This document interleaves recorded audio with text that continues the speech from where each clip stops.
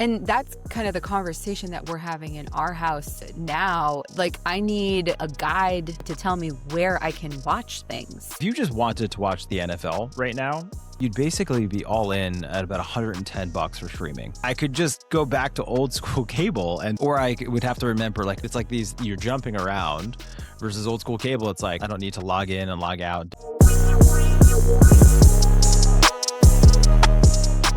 You're listening to Media Monitor, where we break down what's happening in the media and the advertising industry and tell you what it actually means.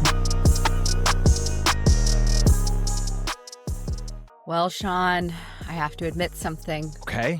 Usually I want to say when you go that route, you don't do it in a recorded format that then can go out to all of our listeners as well. But sure, go ahead. Well, I'm all ears. Us when you and all of the listeners.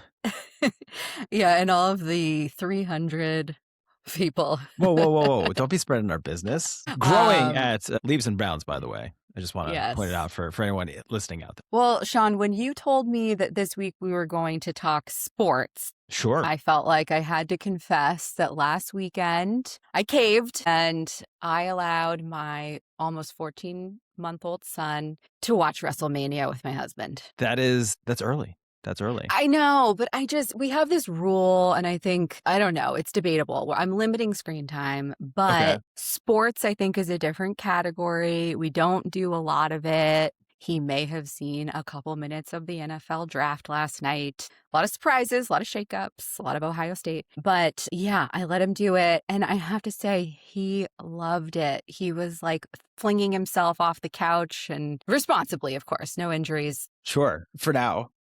For now, I know. So I had to put that in our little confessional this week. Yeah, I can also relate. Growing up in the era of Hulk Hogan, Macho Man was like my first taste of wrestling. I loved it. And so I recently showed my kids, who are 6 and 4, a clip of Macho Man Randy Savage. And they're like, well, who is that guy? Why is he making weird noises? Like, oh, he's a wrestler. And they're like, well, what's wrestling? And so I showed them a match with Macho Man, and within probably 6 seconds, my youngest comes running across the bed and drop kicked my oldest directly into the chest and just screamed wrestling.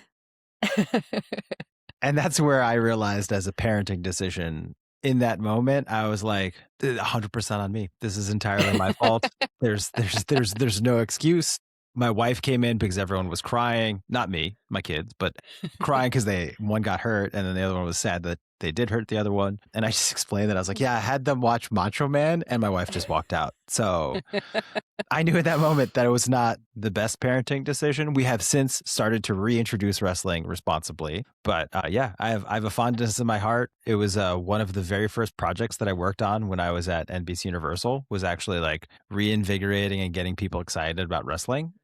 And so it's always near and dear to my heart, and I love it. So hopefully eventually we'll get it back into a rhythm where the kids can watch it and not want to fight each other. Till then, wrestle responsibly. Just wrestle responsibly. Hey, kids, don't try this at home. All of the disclaimers for all of you listeners out there. This is done by professionals. I mean, it makes good television, and great so television. Do all sports, really. Yeah. I mean, we had an incredible winter with the Olympics. So now that we're kind of through some of the main events, we figured let's talk about it. So wanted to spend some time talking about trends in sports. We'll hit NFL, we'll hit NBA, a little NHL, and of course the Olympics, as I mentioned. Let's get into it, Sean. What are kind of top line? What are some of the trends that we're seeing for sports in early 2026? For sure, right? I think sports is one of those interesting things, right? Because it's the like last bastion of linear TV, because people still want to consume it live. There's something exciting about it. So there's all this attention on sports, which is great. There's the drama of it. People just want to lean in and understand. So we'll start with Olympics, right? Because that's once in every 4 years we'll get to talk about it, especially because we'll be doing hundreds of episodes. So this will be the first time, but not last, we talk Olympics. But from a winter's game perspective, we compared it back to, going back from a kind of last time.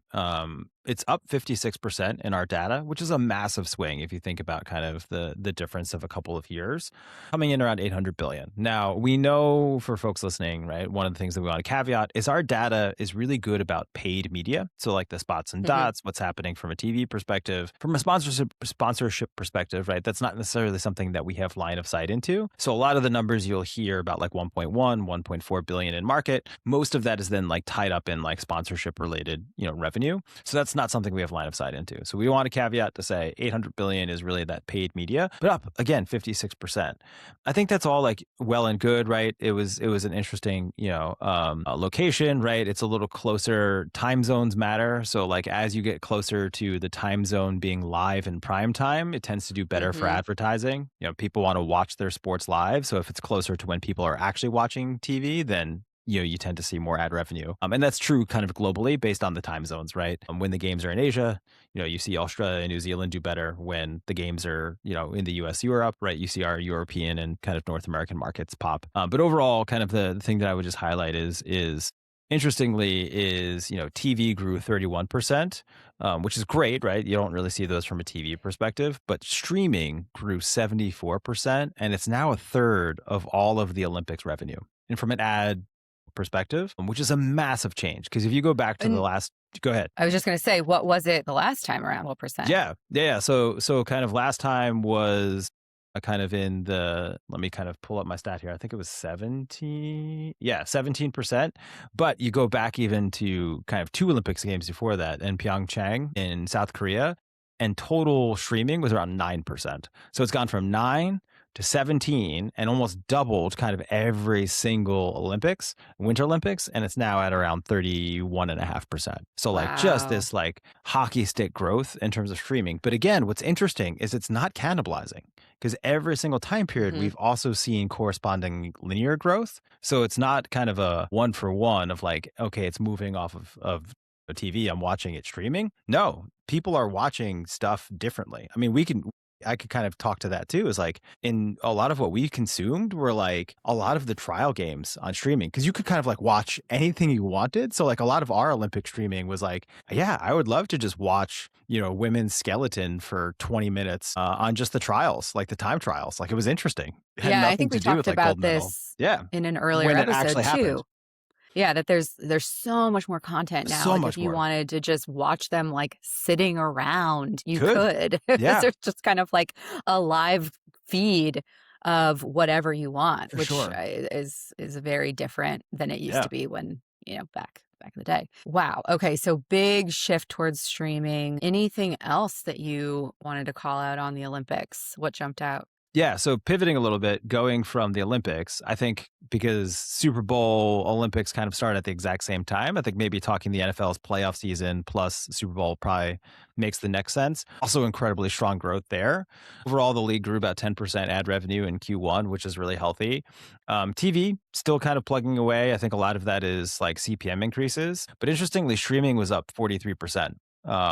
So again, doing really well there. I think kind of the key theme through most of this is going to be TV's doing well, streaming is doing fantastic. Is going to be kind of Yeah. the through line of every stat that I say. And that's kind of the conversation that we're having in our house now. Like, I need a guide. I need like an old school TV guide, not to tell me Hmm. what's on the channels, but to tell me where I can watch things Yeah. because it's, spinning day that, Hmm. Netflix has it or, Christmas game. we're moving around. I can't keep track of it, quite No. frankly. Yeah, I mean, we talked about this slightly different, but if you just wanted to watch the NFL right now, um, between all of the services that you would need to subscribe to, you'd basically be all in at about 110 bucks for streaming. You have to. Cable starts at about 120. So like I could just go back to old school cable and watch all of the NFL. Or would have to remember like, who does the Sunday night? Okay, so Mhm. you have the 8 o'clock game. I gotta go peek. Okay, I gotta log out. Okay, Monday night football. I gotta go somewhere else. Right. Thursday night. I hope I have Amazon. Right. It's like you're jumping around versus old school cable. It's like, hey, I'm turning on NBC. I can kind of toggle real quick between four channels. I don't need to log in and log out different streaming services. So it is, yeah, it's a massive, but again, it's doing well, right? Streaming is up for the NFL, and similarly the NBA, which I think is like the real interesting use case because like the NBA went Yeah. from essentially no streaming to Right. streaming everywhere, right? And when they did their whole rights negotiations, they went very hard digitally, and so no surprise there that we're seeing 109% growth kind of for the NBA in Q1 on streaming specifically. And so again, there's like I would call out to say like, yeah, it's kind of like unfair right now to look at the NBA because it's just they did have it, they have it, but Right. kind of Right. curious to see where that goes, right, in terms of next year, and then kind of probably from a lesser extent, not that like we're in playoffs. We'll see from the NBA, NHL, like where they actually finish the season because they're kind of right in the middle of it. But the NHL, kind of a weird comp. They paused because of the Winter Olympics, right? Right. A lot of their athletes were like, hey, peace out. I'm going to go compete for my country. And so, basically flat for the quarter, which again, not bad given kind of the weird schedule that they had. So overall, like I think from a professional league perspective, I think it's fair to say incredible growth for Q1, even with kind of the World Cup there, not World Cup, sorry, Olympics, kind of taking some of those sports dollars away. It was very much like a both end situation and kind of a rising tide raised all ships when it came to sports in Q1. Yeah. I mean, good thing that we paused on NHL because took the gold, Yeah, right? big W. Well, let's not, knock because we do have a decent amount of Canadian listeners as well. So, do want to Fair shout out enough. Fair enough. good game. Silver's respectable. Exactly. Yeah. So, with all of this shifting towards streaming, is it changing how people are buying, or what they're buying, how they're buying? Talk Yeah. to me a little bit about that. Yeah, it's a good softball question into our data. One of the things that I think is I'm going to say cool, right? I've caveated before on different shows what I think is cool. Maybe not everyone else does, but one very different way that some folks buy digitally is multi sports. So it's this kind of Okay. bundle where you kind of, hey, I'm going to buy sports, live sports, but it's a combination of a lot of different sports on streaming. And it's done digitally because you can say, I just want sports and I want to target these audiences. Find me anything that meets those criteria within the ad inventory. It's a huge portion of our ad spend in terms of what we can see. And there's strategic reasons behind it, right? With the exception of the big marquee type leagues, there's a lot of sports coverage as well as sports consumption that kind of is shared among folks that are like sports leaning, that maybe like they're a diehard fan of a particular team, but year round they are consuming live sports because it's just fun to watch, right? In those instances, sometimes it's just enough to find those folks wherever they're watching and whatever they're watching. So the multi-sport option makes a lot of sense when you go in digitally. It's very popular that you can buy it programmatically in these bundles, but part of the strategy is you can kind of mix out what's in the bundle so that from like maybe a more premier sport league, could be anything from the NCAA to the NBA, HL, English Premier League, right? Maybe some of those Hmm. games are in there, but so too is the sports that you might see on like not the ESPN Ocho kind of example, but maybe like ESPN2 or ESPN3, where it's like, women's rec league softball championships or men's lacrosse, right? Like that's one that does show up where it's not going to be a huge driver, but you might, if you're just looking for something to turn on, it's there. But the benefit is for advertisers, it's usually like half of the cost of like buying a straight up league. Yep. And so if you just want to get in and kind of just ease in, right? It's a great way to buy in and that is helping. But the call out here is that just for Q1 alone, there was $500 million booked against this multi-sport option. And like annually, it's about 2 billion in terms of what we can see. So this is not chump change in terms of like how it's being bought and sold. Yeah.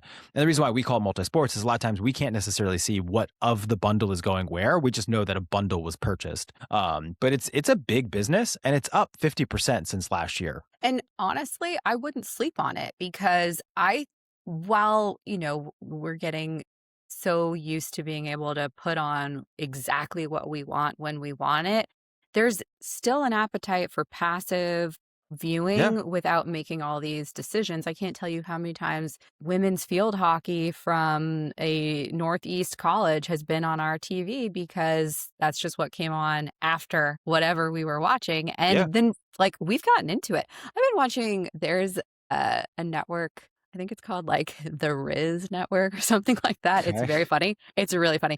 But it will play like local high school, college Okay, games. yeah. It's awesome. Like We I it's in so college, fun I to watch. loved local access TV. Like, when in the college, it would literally you would turn on, it was like channel 33, and it was all, like, local stuff. It was, like, just fascinating to watch. It was great. Yeah, Yeah, I 100%, mean, 100%. so I think it's a good bang for your buck. I think Yeah. people are, they're paying attention. Yeah, It's for sure. on. I mean, that's the thing, right? It's sports, so, like, you're definitely more leaned in than, like, a generic show that maybe you're also on your phone, right? Like, maybe you're not leaned in as, like, your favorite team is also playing, and it's an NFL game. Sure, like, you might be more leaned in, but, like, by its very nature, right? Because if you miss a play, that might be it for a lot of sports, right? Like, certainly within the English Premier League, MLS, soccer, like, you miss a goal, that might be the one shot you get the whole game. So people are more leaned into sports like that, where, like, there's low Absolutely. scoring, it's a big deal. So yeah, like, it's certainly one to keep track of. Maybe as a takeaway, maybe the pitch is to tell all of the streamers that they should just have an ongoing channel that you can flip to. You don't pick the show, it's just live sports. And to your point on, like, sometimes you just need something on. But